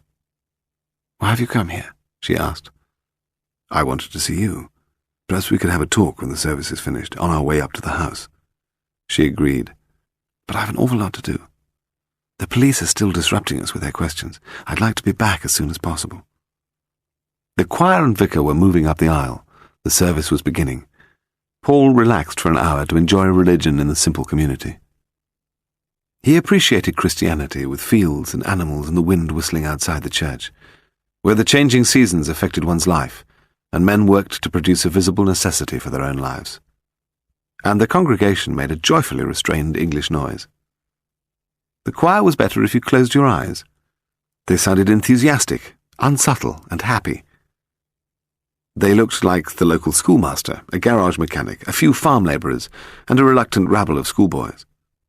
Paul was oddly moved by the soloist, a fleshy man of 50 with an unhealthy face and a beautiful tenor voice. His voice soared to the beams of the church when he sang, clutching his stomach and looking absurdly pleased with himself. He was the kind of man who came into his own each Sunday, when his friends stopped laughing and the village listened to him in awe. It was sad, Paul thought, that the vicar didn't realise the importance of his rural authenticity. He tried to relate God and his congregation to the big wide world, and so the mood was dispelled.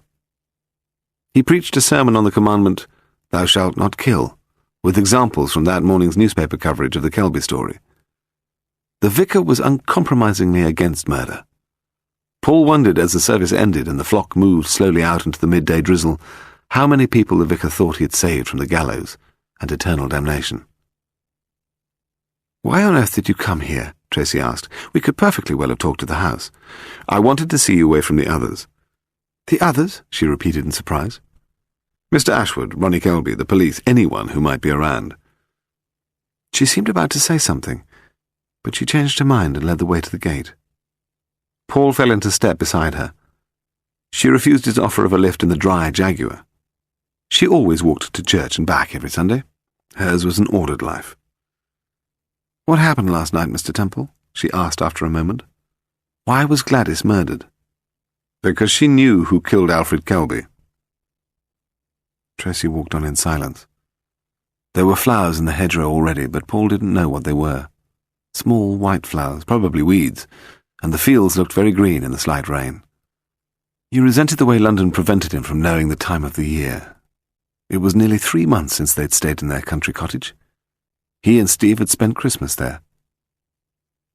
"Who did kill him, Mr. Temple?" she asked tensely. "The same person who killed Gladys," he said non-committally. "Miss Leonard, after we found Kelby's body, I talked to Leo Ashwood and his wife in the kitchen." "I know," she said impatiently. "I was there." "You weren't in the kitchen." "Mrs. Ashwood said she had to go into the village because she'd forgotten something." "That's right. A suit of Mr. Kelby's. She sent it to the cleaners. People worry about irrational things in moments of crisis." "Did she return to the village?" "Yes," said Tracy. She glanced at him sardonically. Mr. Reed gave her a lift. She clearly regarded the subject as irrelevant, but she tried to be helpful. Mr. Reed called round just as you left. He'd heard about the murder, and of course he was very upset. He embarrassed everyone by apologizing about the diary and explaining that he had never imagined it would lead to this. I just had to get rid of him. Paul grinned. It was a scene he could imagine only too clearly. So I asked him to give Gladys a lift into the village. That got rid of both of them. How did Gladys get back? Her husband picked her up later. She faltered in her stride and turned to Paul. Incidentally, Mr. Reed telephoned me yesterday afternoon. He wants to talk to me about Mr. Kelby's will. Apparently he and I are executors. You sound a little surprised, said Paul. Didn't you know Mr. Kelby had appointed you as executor? No, I didn't. She continued up the hill again. Well, I suppose I did. He said something about it ages ago, but he was always changing his mind about wills and that sort of thing. He probably imagined that every change in his will gave him a new lease of life. He was very superstitious. He didn't like to think that his death had been settled. When they reached the top of the hill, Paul looked back at the village. It was a village like most others, but the design had never been improved on. He liked it. Look, Mr. Temple, I don't want to be rude, but you still haven't told me what you want. Eh? No, that's true, I haven't. Paul smiled and turned away from the view. Last night I stuck my neck out and told Inspector Vosper I could solve this case. I told him I could solve it within 24 hours, provided 2 people were willing to help me. I was referring to you, Miss Leonard, and a man called Arthur Grover. I've never heard of Arthur Grover. Paul laughed. I don't expect you have. And I can't imagine I would be able to help you. I want you to go to the cinema, he said enigmatically, ignoring her look of astonishment. I could go to the one in Oxford, she ventured. That's usually got something worth seeing on. Good idea. Go tonight. He kissed her on the cheek and left her wondering which of them was mad. Paul returned to London and decided to take Steve out on the town. She sat in the passenger seat of the Jaguar and watched the lights of Soho flash gaudily by. So how was your day? She inquired. Pretty good. Got back from Melford Cross about 2 and went out for lunch with Scott. Did you discuss your new novel? No, Kelby. They parked in a street behind the casino club and walked back. Why this place in particular? Steve asked. It's owned by Arthur Grover and Neville Delamore. She stopped in the entrance and turned to Paul. You mean we're here on business? I thought we were having an evening out. Just you dare spoil it, Paul, that's all. A man in an admiral's uniform saluted them as they walked in. The foyer was crowded with rich people who had money to lose on the top floor. Paul took Steve's arm and guided her gently through to the cocktail bar. Good evening, he said to the bartender. My name is Paul Temple. Mr. Grover is expecting me. Yes, of course, sir, he said with a smile. I'll let Mr. Grover know you're here. Paul said, You remember what Arthur Grover told me about his telephone call to Ronnie Kelby on the day the old boy disappeared? Yes, Steve replied, that his father could be found in the garden shed. Well, he's making another phone call tonight. Another call? Steve looked at him for a moment. Why? Because I've asked him to. Before Paul could explain, Arthur Grover had arrived, waving his cigar and calling good evenings in all directions. Good evening, Mrs. Temple. What would you like to drink? He flicked his fingers at the bartender. Frank here mixes the best martinis in London. Steve nodded approvingly. I gather you're helping my husband. Yeah, isn't that generous of me?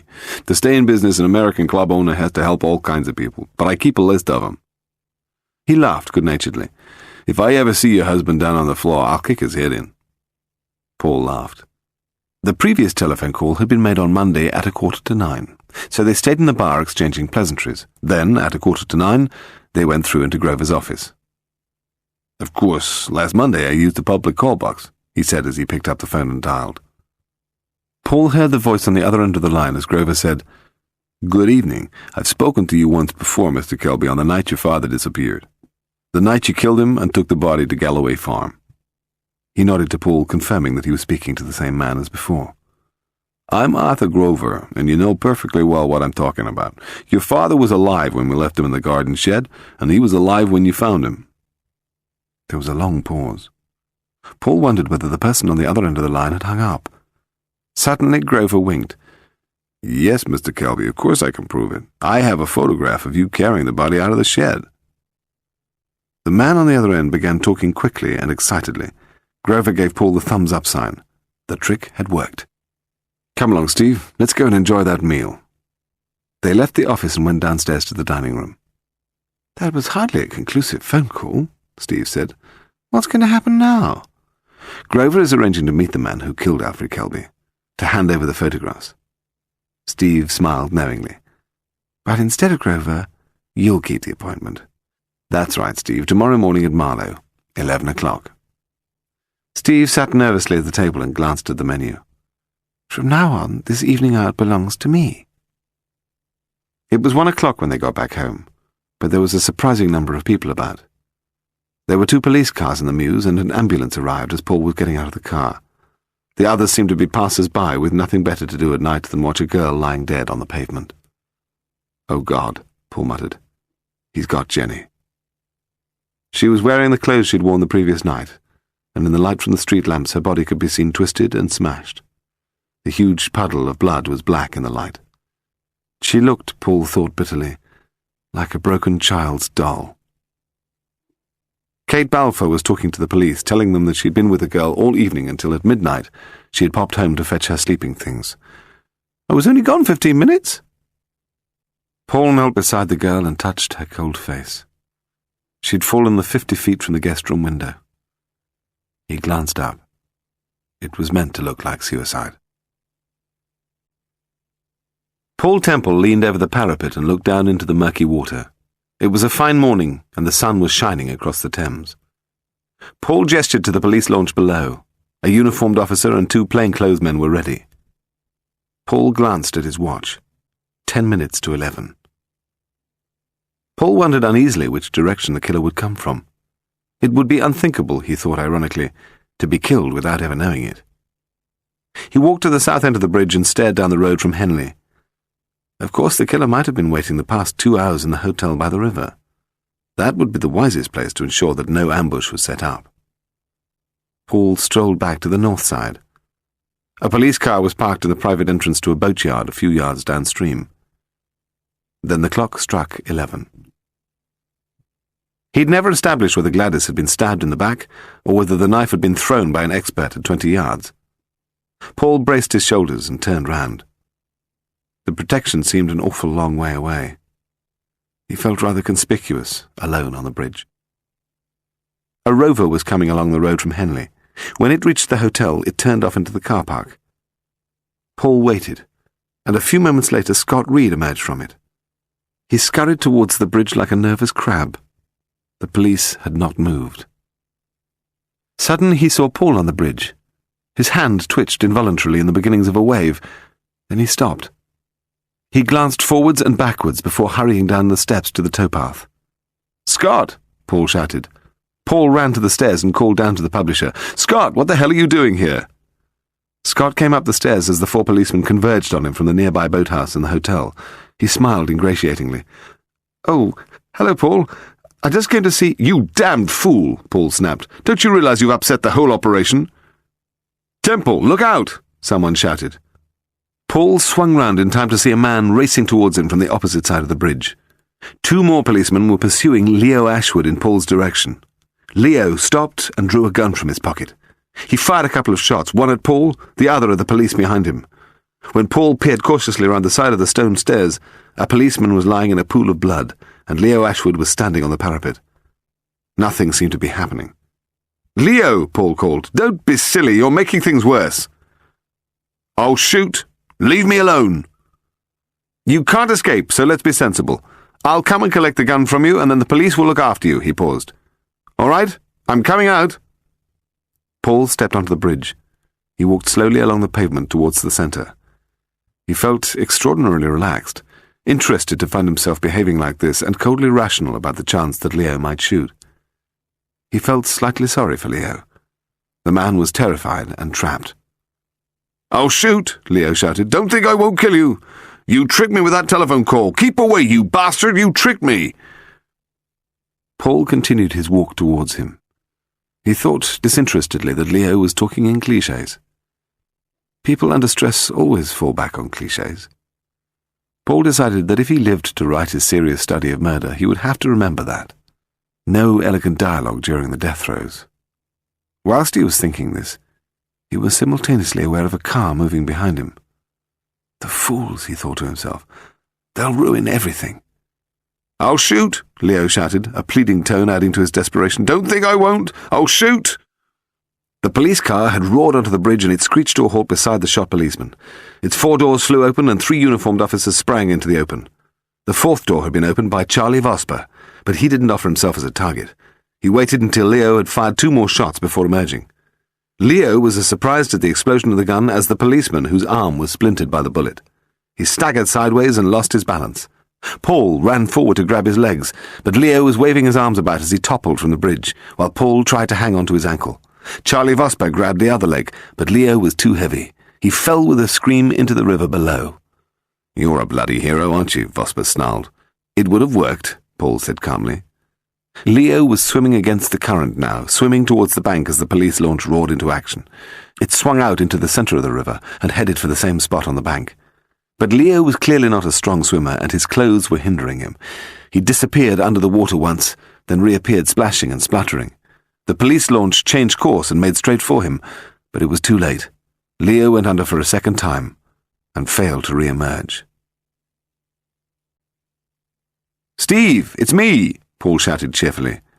"Hi!" She waved over the balcony, then came down the staircase. "You sound as if it went well." "It didn't go too well. It's always bad when a man is dragged off by the currents and drowned, and a couple of policemen suffered minor injuries. The best we can say is that events have reached their conclusion. The pattern has been completed." He kissed her lightly on the top of the head. "I'm always glad when a case is over," he admitted. "I'll be able to do some writing now. Nothing but boredom for the next few weeks, I'm pleased to say." He sat down. "Speaking of boredom, Scott Reed's invited us down to Hambledon for dinner tonight." "Oh, no," said Steve. "Do we have to?" "No, of course not. I told him we'd go out to that pub in Hindhead for supper." The restaurant behind the pub overlooked the Devil's Punch Bowl, a massive dip in the Sussex Downs, lined with trees and bracken on every side. Paul felt they were dining on the edge of the world. "You're not very good company, darling," Steve intruded into his thoughts. No, I'm sorry. I was thinking about the Kelby affair." He began talking about the case and explained the trap they'd set for Leo. "I had to tell Scott what I was doing," he explained, "because I needed the information about Kelby's will. And the stubborn devil refused to give it to me unless I took him into my confidence." Scott was smiling and sitting there with his slimly dignified wife, as if the world began and ended with the first editions of significant modern novels. Kelby was about to make a new will in favour of his son. "I suppose Leo Ashwood knew that," said Steve. "Precisely. He also knew that the current will was very much in his favour. Until Ronnie came home like a prodigal son, Leo stood to inherit nearly everything. So he must have been pretty furious, just waiting, in fact, for an opportunity such as Arthur Grover gave him." "He could," Mrs. Reed suggested bloodthirstily, "have simply bumped off Kelby in the night, any night." "Perhaps he meant to, but when Grover telephoned during that evening, it was a marvellous opportunity. Ronnie was out with Tracy Leonard, remember? They were searching for Kelby, so the moment Grover said he had information—" "Leo," Steve interrupted, "pretended he was Ronnie Kelby." "Right. He realised that his murder was ready and waiting to be committed. All Leo had to do was to go into the gardener's shed and strangle Alfred Kelby. Then he took the body across to Galloway Farm, in order to throw suspicion on Ted Mortimer." "Yes," Paul continued. "Ted Mortimer was a well-known enemy of nearly everybody in Milford Cross. Still is, I suppose, poor devil."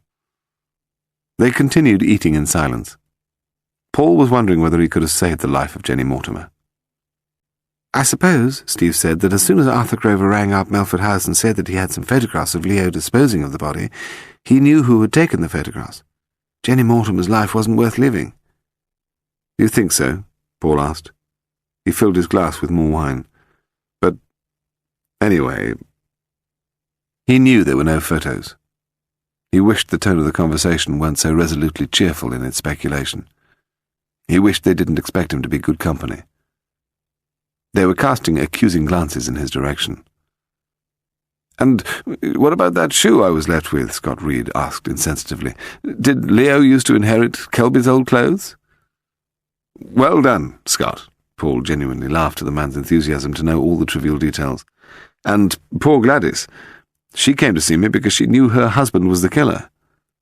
"She must have guessed," Steve agreed, convinced of the power of feminine intuition. But how did you manage to get Ronnie out of the house so that Leo would take Grover's second phone call? That wasn't easy, but I caught Tracy Leonard in a Christian frame of mind, and I persuaded her to take Ronnie to the cinema. She hates the sight of Ronnie, and he's been making passes at her for weeks. I hope they won't blame me if they eventually marry and live unhappily ever after. Paul ordered another bottle of wine. It was a pleasantly euphoric evening, and after an hour or so the world became less real, and guilt lost its edge of pain. Paul began telling them about the sailor who was hanged beside the pub so many years ago. It was a gothic, mythic world beyond the window, a world of good and evil, a country scene where devils drank punch, and the night was filled with electrical storms. "Send for the landlord," said Paul. "He'll know about the local folklore. Ask him to join us for a brandy." Steve welcomed him with a smile. "My husband is researching a book on gratuitous death," she explained. It turned out that the landlord had a morbid frame of mind, too. "Local legend has it was a ritual murder. Some secret cult being practiced down there in the clearing." He was a bluff, military type, and the folklore would not disturb his sleep. "Why was it never solved?" Paul asked him. "Police were out of their depth. We had an exactly similar murder here last month, and they aren't making any progress with that." "Exactly similar?" Paul and the landlord became lost in conversation. Steve recognized only too clearly the eager interest her husband was showing. So much for the life of boredom they'd been looking forward to. She wished they'd stayed at home that evening.